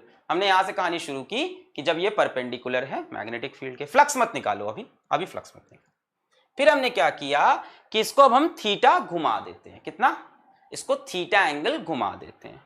नेक्स्ट पेज में, now if coil rotates angle theta in time T, कितना रोटेट कर गया, वहां से थीटा डिग्री रोटेट कर गया, मान लेते हैं कितना रोटेट कर गया, वहां से थीटा डिग्री रोटेट कर गया, अपनी इनिशियल पोजीशन से थीटा डिग्री रोटेट कर गया। चलो थीटा डिग्री रोटेट करा लेते हैं ऐसे। बेटा अगर ये थीटा डिग्री रोटेट कर गया तो इसका एरिया वेक्टर कुछ यूं हो जाएगा, मैग्नेटिक फील्ड कुछ यूं हो जाएगी, और इनके बीच में एंगल थीटा हो जाएगा। बताओ ये कितने लोग को फील किया, ये कितने लोग को फील हुआ? ये है मान लो ऐसे, आराम से, ठीक है। ये पहले कैसा है, आराम से, कोई दिक्कत नहीं। पहले कैसा है, मैग्नेटिक फील्ड के परपेंडिकुलर है, ये मैग्नेटिक फील्ड है, प्लेन उसके परपेंडिकुलर है, और ये हो गया हमारा एरिया वेक्टर। ये क्या है, एरिया वेक्टर। और छोटी कोई कॉपी मिल जाए, ये चलो ठीक है, इससे हो जाएगा। पहले मान लो ये है हमारा कॉइल और ये एरिया वेक्टर है, ठीक है। एरिया वेक्टर ऐसे होगा परपेंडिकुलर, और मैग्नेटिक फील्ड कैसी है, यहाँ से यहाँ, यहाँ से यहाँ। मैग्नेटिक फील्ड कैसी है, यहाँ से यहाँ, ठीक है। ये रही मैग्नेटिक फील्ड। स्टार्टिंग में ये रहा कॉइल, प्लेन ऑफ कॉइल भी perpendicular to direction of magnetic field, ये मैग्नेटिक फील्ड है, प्लेन ऑफ कॉइल उसके परपेंडिकुलर, ये रहा एरिया वेक्टर। अब अगर बेटा ये थीटा रोटेट करेगा कॉइल, तो एरिया वेक्टर कितना रोटेट किया, थीटा। भाई अभी एरिया वेक्टर और मैग्नेटिक फील्ड सेम डायरेक्शन में है, अभी एरिया वेक्टर और मैग्नेटिक फील्ड दोनों इसी डायरेक्शन में, मैग्नेटिक फील्ड भी इधर, एरिया वेक्टर भी इधर। अगर ये थीटा रोटेट किया तो एरिया वेक्टर भी कितना रोटेट करेगा इसके साथ, थीटा। कितना रोटेट करेगा, थीटा। तो हमने कहा जब ये थीटा रोटेट किया so area vector also rotates theta, है ना, area vector also rotates theta. अब बच्चों angle between B vector and A vector कितना हो जाएगा ऐसे केस में, थीटा हो जाएगा। मैग्नेटिक फील्ड तो उसी डायरेक्शन में रहा, ये कितना रोटेट कर गया, कितना रोटेट कर गया, ऐसे। ये ऐसे रखा है, ये ऐसे, ऐसे, ऐसे, ये ऐसे था। देखो ये रही क्या, कॉइल, ये हमारा आर्मेचर कॉइल, ये मैग्नेटिक फील्ड। मैग्नेटिक फील्ड कैसी है, ऐसी है। मैग्नेटिक फील्ड दिख रही है इस तरह से, इस तरह से, इस तरह से मैग्नेटिक फील्ड। ये कॉइल है, ये एरिया वेक्टर हो गया। अगर कॉइल थीटा रोटेट करेगा यहां से तो एरिया वेक्टर भी तो थीटा रोटेट किया, कॉइल थीटा तो एरिया वेक्टर भी थीटा। और जब एरिया वेक्टर थीटा रोटेट कर गया मैग्नेटिक फील्ड तो इधर ही रहेगी, सो एरिया वेक्टर का मैग्नेटिक फील्ड से एंगल कितना हुआ, थीटा। क्लियर है? अच्छा, कितना एंगल हो गया, थीटा। इस टाइम बेटा फ्लक्स कितना हो जाएगा, सभी लोग बताओ, देखते हैं कौन बता पाएगा। इस टाइम पे फ्लक्स बताओ, टी टाइम के बाद फ्लक्स बताओ, फ्लक्स बताओ, फ्लक्स बताओ, फ्लक्स बताओ। नहीं, बी ए कॉस थीटा नहीं होगा, और सोचो, कुछ लिखा हुआ है, कुछ लिखा हुआ है, बोर्ड की तरफ ध्यान से देखो, कुछ लिखा हुआ है, बोर्ड की तरफ ध्यान से देखो, कुछ लिखा हुआ है। नहीं, मैं नहीं बढ़ रहा आगे, बी ए कॉस थीटा नहीं होगा। बोर्ड पे देखो कुछ लिखा हुआ है, कुछ मिस कर रहे हो, अभी भी कुछ मिस कर रहे हो, कुछ मिस कर रहे हो। सोचो सोचो, बोर्ड पे कुछ लिखा है, कुछ मिस हो रहा है। बेटा ये नंबर ऑफ टर्न्स भी तो है, एन, नंबर ऑफ टर्न्स भी तो है एन। क्या फ्लक्स इस time N B A cos theta होना चाहिए, N B A cos theta, N B है, नंबर ऑफ टर्न्स भी तो एन है। एक कॉइल के through B A cos theta, दूसरे से B A cos theta, N coil से N B A cos theta. अच्छा, अगर इसकी एंगुलर वेलोसिटी भी दे रखी है, कितनी है, ओमेगा है, तो एक बात बताओ, एंगुलर वेलोसिटी ओमेगा मतलब एंगुलर डिस्प्लेसमेंट अपॉन टाइम, तो थीटा कितना हो जाएगा, ओमेगा टी। एंगुलर वेलोसिटी अगर ओमेगा है, एंगुलर वेलोसिटी क्या होती है? Angular displacement upon time. तो टाइम कितना, थीटा कितना हो गया? Omega T. सो फ्लक्स कितना हो जाएगा? N B A cos omega t. ये फ्लक्स आएगा N B A cos omega t, यही फ्लक्स आएगा मेरे ख्याल से, N B A cos omega t, N B A cos omega t. ठीक है, तो फ्लक्स कितना आ रहा है किसी टाइम टी पर? किसी टाइम टी पे फ्लक्स आ रहा है N B A cos omega T. अब हमें चाहिए इंड्यूस्ड ईएमएफ। अब हमें चाहिए इंड्यूस्ड ईएमएफ। बेटा इस टाइम हमको इसका डायरेक्शन वगैरह भी नहीं पता है, क्योंकि हमें नहीं पता कॉइल कैसे रोटेट कर रहा है, सही में वो क्लॉकवाइज जा रहा कि एंटी क्लॉकवाइज जा रहा, हमें कुछ नहीं पता। तो हमको इंड्यूस्ड ईएमएफ चाहिए मैग्नीट्यूड एंड डायरेक्शन के साथ, मैग्नीट्यूड एंड डायरेक्शन के साथ। तो मैं इंड्यूस्ड ईएमएफ का क्या फॉर्मूला लिखूं तो सही होगा? यहां पे मैग्नीट्यूड एंड डायरेक्शन के साथ चाहिए, तो इंड्यूस्ड ईएमएफ का क्या फॉर्मूला लिखूं कि यहां पे सही होगा? मेरे को मैग्नीट्यूड भी चाहिए, डायरेक्शन भी चाहिए, क्या फॉर्मूला लिखूं? क्या फॉर्मूला लिखूं? इंड्यूस्ड ईएमएफ क्या लिखूं? Minus d phi by d t. Minus लगाया लेंस लॉ की वजह से, मुझे डायरेक्शन नहीं पता इसका क्या है, मुझे नहीं पता लूप क्लॉकवाइज रोटेट किया एंटी क्लॉकवाइज रोटेट किया, मुझे नहीं पता, तो मैंने माइनस लगा लिया simply. So E is equals to minus, बेटा इसको डिफरेंशिएट कर सकते हैं, इसको डिफरेंशिएट कर सकते हैं, क्या आएगा डिफरेंशिएशन में? N B A cos omega T का डिफरेंशिएशन क्या हो जाएगा? माइनस साइन ओमेगा टी होगा। कॉस ओमेगा टी का differentiation minus sign omega t, और यहां से मेरे ख्याल से ओमेगा भी बाहर आएगा चेन रूल की वजह से, मल्टीप्लाइड बाई ओमेगा, ऐसा होगा। यानी ईएमएफ कितना आएगा?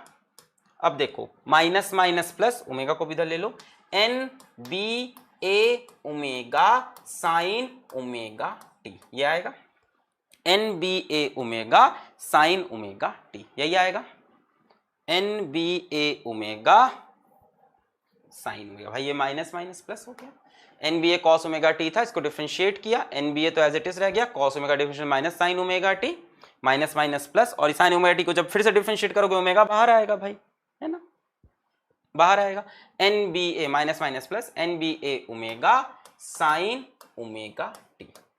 क्लियर है? क्या हुआ? डिफरेंशिएशन भी नहीं आता, कह रहे हैं साइन रूल कैसे, ये चेन रूल कैसे लगा? अरे यार साइन ओमेगा टी को डिफरेंशिएट, कॉस ओमेगा टी का differentiation minus sign omega T, फिर अंदर घुस के इसको भी तो डिफरेंशिएट करना पड़ेगा ओमेगा टी को डिफरेंशिएट करोगे ओमेगा बाहर आएगा। चेन रूल क्या है? ये क्या होता है? कुछ नहीं होता चेन रूल। इसको डिफरेंशिएट क्या करोगे? कॉस ओमेगा टी का डिफरेंशिएशन तो पता होगा, कुछ नहीं होता चेन रूल।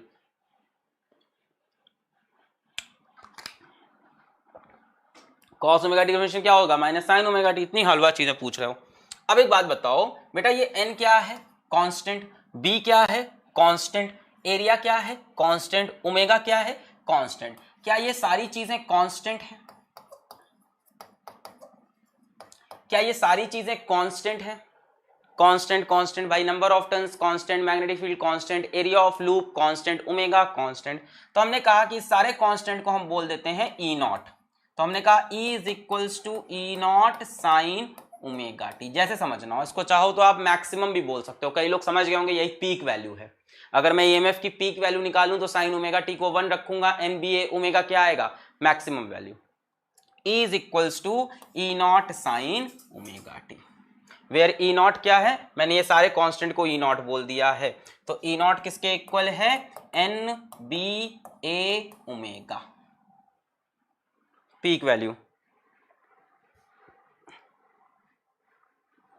क्या यही मैक्सिमम वैल्यू होगी इसकी? भाई ये इसका एम्पलीट्यूड हो जाएगा ना, N B A omega sine omega t. बेटा ये constant, number of turns, magnetic field constant, area constant, omega is also constant, angular velocity, इन सबको मैंने ई नॉट बोल दिया, E not sine omega t, E not N B A omega. Clear? तो हमने देखा क्या आया? E is equals to N B A omega sine omega t. ठीक है, कई बार एग्जाम में साइन ओमेगा टी की जगह कॉस ओमेगा टी भी लिखा हो सकता है, कोई गलती नहीं होगी। उनका डायरेक्शन ऑफ रोटेशन कुछ अलग हो सकता है। उन्होंने स्टार्ट 90 डिग्री की जगह 0, भाई ये एसएचएम की स्टार्टिंग पॉइंट से खेल होता है सारा। डायरेक्शन ऑफ रोटेशन चेंज होने तो माइनस साइन ओमेगा टी आएगा। ये सारा एसएचएम से आएगा ये सारी बात। एसएचएम से कैसे आएगा? हमने स्टार्ट किया कहां से?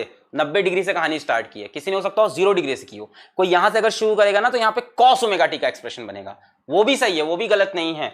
हम दोनों का बस इनिशियल पॉइंट अलग अलग है। अगर कोई बोलता है E is equals to E naught cos omega t तो वो गलत नहीं कह रहा है। कोई अगर बोलता है E is equals to E naught cos omega t तो वो गलत नहीं कह रहा है। उसका स्टार्टिंग हमने स्टार्ट कहां से किया है? कॉइल कैसा है? Perpendicular to magnetic field, magnetic field के परपेंडिकुलर था शुरुआत में। किसी ने यहां से शुरू किया होगा जब उसका प्लेन पैरेलल हो मैग्नेटिक फील्ड में, जो पैरेलल से स्टार्ट करेगा उसका कॉस ओमेगा टी आ जाएगा। हमने कहानी कहां से स्टार्ट की? परपेंडिकुलर लेके। जरूरी है क्या परपेंडिकुलर हो? क्या बता पैरेलल रही हो, यहां से कहानी शुरू हो, यहां से कहानी शुरू करोगे कॉस ओमेगा टी आएगा। किताबों में साइन ओमेगा टी वाला देता है, इसलिए हम लोग यही पढ़ाते हैं हर बार। किताबों में यही वाला दिया होता है, साइन ओमेगा टी का एक्सप्रेशन, करंट का भी और ईएमएफ का भी। एसी जनरेटर के साथ कोई भी किताब खोल लो तुम स्टैंडर्ड, सभी में is equals to E not sine omega t, I is equals to I not sine omega t. But अगर लिखा हो E is equals to E naught cos omega t तो ये मत कहना अरे गलत है ना, बेवकूफ बच्चा देगा अरे ये तो हो ही नहीं सकता। ये तो गलत नहीं है बेटा। वो क्या बोल रहे हैं? उन्होंने स्टार्टिंग की है 0 डिग्री से, उन्होंने स्टार्टिंग की है जब प्लेन पैरेलल था मैग्नेटिक फील्ड, तो वो भी गलत नहीं है। यहां से ये हो गया E is equals to E not sine omega t. मैं यही आपसे पूछूं ई नॉट की वैल्यू कितनी है? NBA omega. मैं आपसे पूछूं भाई मैक्सिमम ईएमएफ कब होगा? मैक्सिमम ईएमएफ कब होगा? कितना होगा? जब साइन ओमेगा टी 1 होगा। भाई जब साइन थीटा की वैल्यू 1 होगी तब ये एक्सप्रेशन मैक्सिमम होगा। सो ई मैक्स है कितना एक्चुअल में? ई नॉट है। सबको क्लियर हो गई इतनी बात? करंट की बात कर लें। लेट रेजिस्टेंस ऑफ कॉइल, जो कॉइल यूज कर रहे हैं उसका रेजिस्टेंस मान लो कैपिटल आर है, तो बेटा करंट कितना हो जाएगा? E by R. ई क्या है? E not sine omega t upon R. E not by R क्या बन गया भाई? ई नॉट भी कांस्टेंट, आर भी कांस्टेंट, ई नॉट भी कांस्टेंट, आर भी कांस्टेंट, तो हमने बोल दिया I not sine omega t. E not भी कांस्टेंट, आई भी कांस्टेंट, तो I not is equals to E not by R. E not क्या है? NBA omega by R. Clear? I not क्या हो गई? इसकी पीक वैल्यू हो गई है ना। मैक्सिमम करंट कितना है? I not.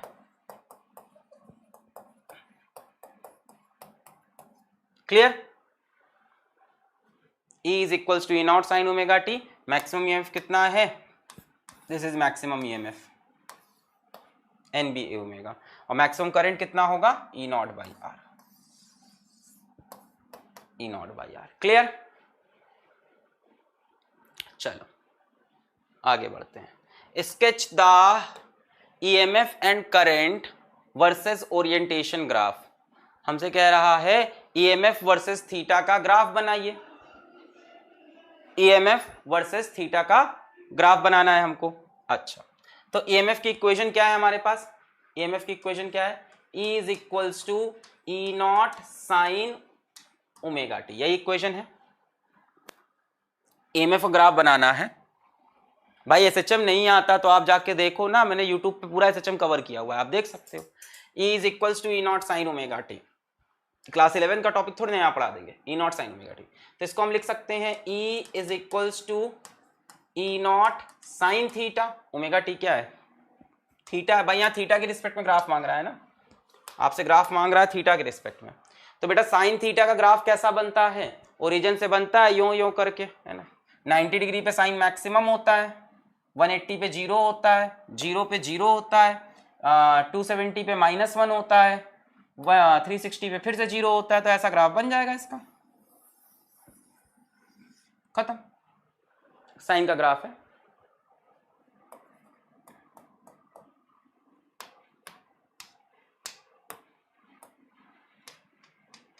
ये रहा ई नॉट। क्लियर? नीचे माइनस ई नॉट होगा। क्लियर है?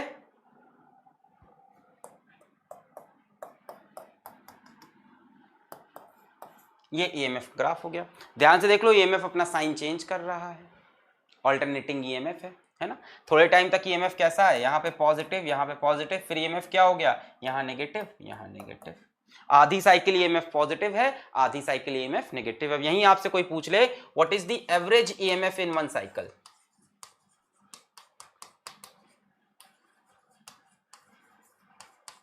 What is the average EMF in one cycle, बताओ जरा। ई एवरेज एक साइकिल का बताओ कितना आएगा, 0। सभी को समझ में आ रहा है, जितना पॉजिटिव उतना नेगेटिव, है ना। तो हमारा जो ये घर में जो ऑल्टरनेटिंग करंट आता है, ऑल्टरनेटिंग वोल्टेज आता है, इसकी एवरेज वैल्यू कितनी होती है। घर में आने वाले, हम लोग घर में कितना आता है पोटेंशियल, 220 वोल्ट आता है ना कहते हैं, तो उसकी एवरेज वैल्यू कितनी है,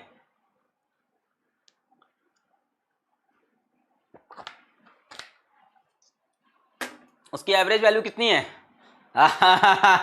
कई लोग कह रहे हैं 220, कई लोग कह रहे हैं 0। कल के लेक्चर का वेट करो, कल समझ में आएगा।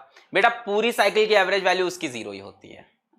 एक कंप्लीट साइकिल अगर एसी का है तो बेटा उसकी एवरेज वैल्यू 0 ही आएगी। एक कंप्लीट साइकिल अगर एसी का है तो उसकी एवरेज वैल्यू हमेशा 0 आएगी।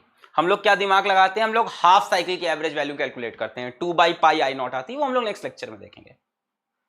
एक साइकिल की हमेशा 0 आएगी बेटा, आरएमएस वैल्यू अलग बात है। एवरेज वैल्यू हम लोग क्या करते हैं, आधी साइकिल की चेक करते हैं। आधी साइकिल किसकी एवरेज वैल्यू होगी, आधी साइकिल में एवरेज वैल्यू कुछ हो सकती है, कंप्लीट साइकिल की हमेशा 0 होगी। Next, current versus theta graph, मेरे ख्याल से सेम ग्राफ बन जाएगा। करंट की इक्वेशन क्या है, I is equals to E by R, simple. E क्या है, E0 साइन ओमेगा t बटे R। E0 बाई R दोनों कांस्टेंट है भाई, EMF भी कांस्टेंट, मतलब ये मैक्सिमम EMF और ये R कांस्टेंट, इसको हमने बोल दिया I0 sine omega t। Omega t theta है, so I is equals to I0 sine theta. Clear. Current क्या है, EMF by R, E0 sine omega t by R, E0 by R को I0 sine omega t को theta. बेटा sine का graph है same, यहाँ पे 0 होगा, यहाँ पे 1 होगा, ठीक है, यहाँ पे 0 होगा, यहाँ पे -1 होगा, ठीक है, यहाँ पे 0 होगा। ठीक, तो ये वैल्यू कितनी हो जाएगी, I0 के बराबर, और ये वैल्यू कितनी हो जाएगी, -I0 के बराबर। यहां मैं अगर करंट भी आपसे पूछूं, average current for one cycle, एक साइकिल का एवरेज करंट पूछूं तो बेटा वो भी कितना आएगा, 0 आएगा। Clear. Average current for one cycle that is also 0। आपको यहां दिख रहा है करंट अपना डायरेक्शन चेंज कर रहा है ना, यहां पे करंट पॉजिटिव पॉजिटिव फिर नेगेटिव नेगेटिव। क्लियर है, तो करंट ने अपना डायरेक्शन चेंज किया। इसको क्या बोलते हैं बेटा, फ्रीक्वेंसी बोलते हैं, कि कितने number of times current positive हुआ, कितने number of times current negative हुआ, है ना। क्लियर है, चलो आगे बढ़ते हैं। कितने नंबर ऑफ टाइम पॉजिटिव, कितने नंबर ऑफ टाइम्स नेगेटिव। मान लो इसकी फ्रीक्वेंसी है 4 हर्ट्ज, कितनी, 4 हर्ट्ज। फ्रीक्वेंसी का मतलब क्या होता है, अभी नेक्स्ट चैप्टर में ये सब पढ़ना है। फ्रीक्वेंसी क्या होती है कि कितनी वेव बनी 1 सेकेंड में, 1 सेकेंड में कितनी वेव। मान लो फ्रीक्वेंसी 4 है, यानी 1 सेकेंड में 1 बार, 2 बार, 3 बार, 4 बार, 4 पॉजिटिव बने और 4 नेगेटिव। 1 सेकेंड में हमने कितनी वेव बनाई, 4। फ्रीक्वेंसी मान लो 50 हर्ट्ज, जो हम लोग घर में आती है वो फ्रीक्वेंसी 50 हर्ट्ज की होती है एसी की, 50 हर्ट्ज, मतलब 1 सेकंड में हमने 50 पॉजिटिव और 50 नेगेटिव बनाए। 50 हमने पूरी वेव बनाई है, 50 टाइम्स वेव बनाई, 1 वेव, 2 वेव, 3 वेव, 1 सेकंड में 50 वेव, यानी 50 पॉजिटिव 50 नेगेटिव। तो जो घर में करंट आता है वो 1 सेकंड में 50 बार पॉजिटिव होता है एंड 50 बार नेगेटिव होता है। क्लियर है।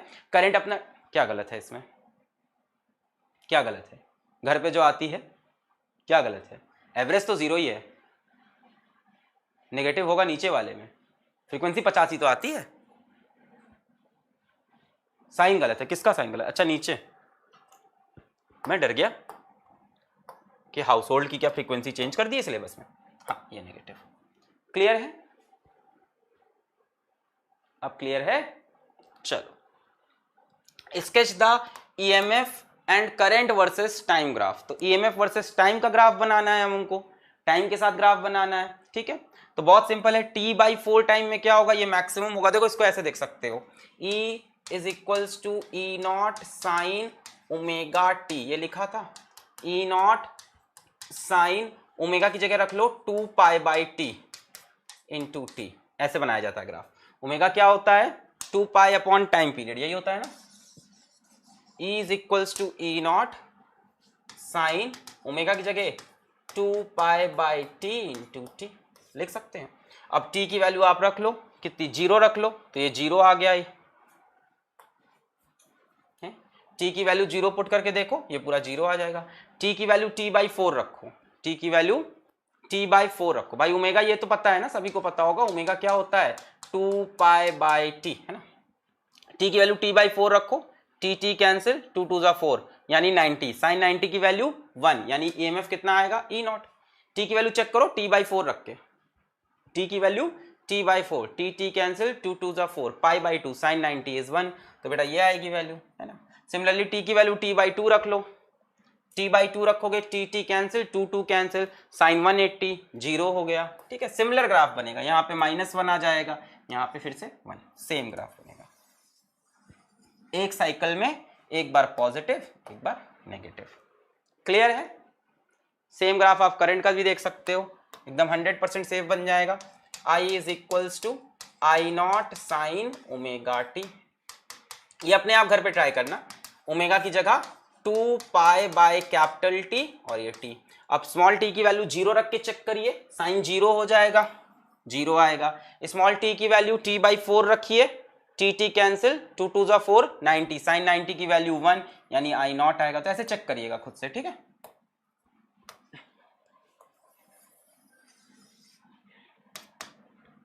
ये हो गया करंट का ग्राफ। क्लियर?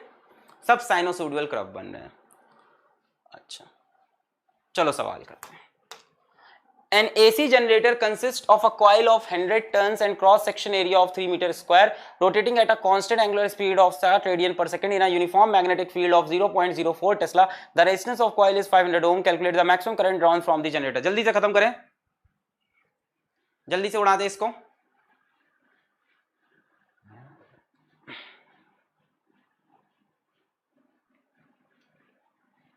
सर कॉस हो तो बेटा कोई चेंज नहीं होगा। एक बच्चे ने बहुत अच्छा सवाल पूछ लिया, बहुत प्यारा सवाल पूछा। C, if initial position of coil of armature coil is parallel to is such that plane of coil is parallel to magnetic field, then बेटा आपका जो EMF आएगा वो आ जाएगा E0 cos ओमेगा टी। कोई डिफरेंस थोड़ी ना होगा, E0 की वैल्यू अभी भी NBA ओमेगा। करंट हो जाएगा आपका I0 cos omega T. Current की मैक्सिमम वैल्यू हो जाएगी E0/R। कोई डिफरेंस नहीं, ग्राफ में डिफरेंस होगा थोड़ा सा। E वर्सेस थीटा, बेटा cos थीटा ग्राफ स्टार्ट होता है यहां से, ये ग्राफ बन जाएगा। यहाँ थीटा की वैल्यू 0, थीटा 90 पे cos 0 हो जाएगा, थीटा 180 पे cos -1 हो जाएगा, थीटा 180 डिग्री पे cos -1 हो जाएगा, थीटा 270 पे फिर 0 हो गया और 360 पे 1 हो गया। बस ये डिफरेंस होगा, है वही चीज, ऐसा नहीं कुछ डिफरेंट हो गया। क्लियर? चलो सवाल पे आते हैं। हाँ।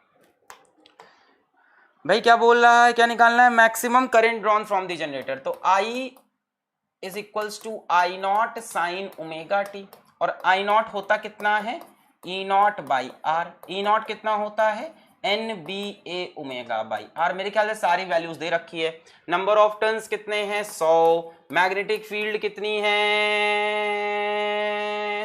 कहाँ गई, 0.04 यानी 4/100। एरिया कितना है, 3 मीटर स्क्वायर। ओमेगा कितना है, 60 है। रेजिस्टेंस कितना है, 500। बहुत ही हलवा सवाल है, 2 कौड़ी का सवाल है। ये कैंसिल कर दो, इससे इसको कैंसिल कर दो, कितना हो गया, 3 से 4 जा 12, 12 6 जा 72, 3 4 जा 12, 12 6 जा 72/50। ऊपर नीचे 2 से मल्टीप्लाई कर लो, 2 2 जा 4, 2 7 जा 14 और नीचे हो गया 100। कितना हो गया, 1.44 एम्पियर। सभी का आ गया? सिंपल वैल्यू पुट करनी है और कुछ नहीं, सिंपल वैल्यू पुट करनी थी, सारी वैल्यूज गिवन थी। Next an armature coil consist of 200 turns of wire, each of area इतना एंड टोटल रेजिस्टेंस इतना। It rotates in a magnetic field of 0.5 tesla at constant frequency. बेटा frequency दी है, hertz में है, फ्रीक्वेंसी है ये, ऑप्शन गलत है, सही तो है, हाँ फ्रीक्वेंसी दी है बेटा, हर्ट्ज में है। Calculate value of maximum average induced EMF produced in the coil. Maximum EMF, तो मैक्सिमम ईएमएफ ई नॉट कितना हो जाएगा, एन बी ए ओमेगा, ठीक है। नंबर ऑफ टर्न्स कितने हैं 20, मैग्नेटिक फील्ड कितनी दे रखी है, तो एकदम सिंपल वैल्यू वाले सवाल है, 0.5 टेस्ला 5/10, एरिया कितना दे रखा है 0.09, 9/100, और ओमेगा बेटा कितना हो जाएगा 2 पाई एफ। यहाँ पे देखो फ्रीक्वेंसी गिवन है, तो फ्रीक्वेंसी केस में ओमेगा कैसे निकालते हैं, 2 पाई एफ, ये हर्ट्ज में देखो फ्रीक्वेंसी होती है, यानी 2 पाई इंटू 150 बाई पाई, पाई से पाई मर गया, कितना आया 300 रेडियन पर सेकेंड, ये ओमेगा है, इंटू 300, खत्म खेल। ईएमएफ पूछा है ना, तो रेजिस्टेंस का क्या मतलब हुआ पता नहीं, रेजिस्टेंस करंट पूछा है कि ईएमएफ, ईएमएफ पूछा, induced EMF in the coil, तो क्या होगा भाई, ये डबल जीरो से डबल जीरो कैंसिल, इस जीरो से ये जीरो कैंसिल, 2 5 जा 10, 10 9 जा 90, 93 जा 270 वोल्ट। फिर क्या पूछ रहा है, ये फर्स्ट पार्ट हो गया। सेकंड पार्ट में क्या पूछ रहा है, एवरेज इंड्यूस्ड ईएमएफ, तो यार ईएमएफ एवरेज कितना होगा, अगर 1 साइकिल की बात करें तो एवरेज ईएमएफ कितना आ जाएगा 0, सभी को पता है।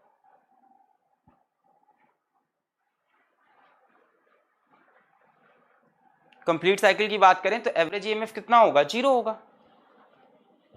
क्लियर।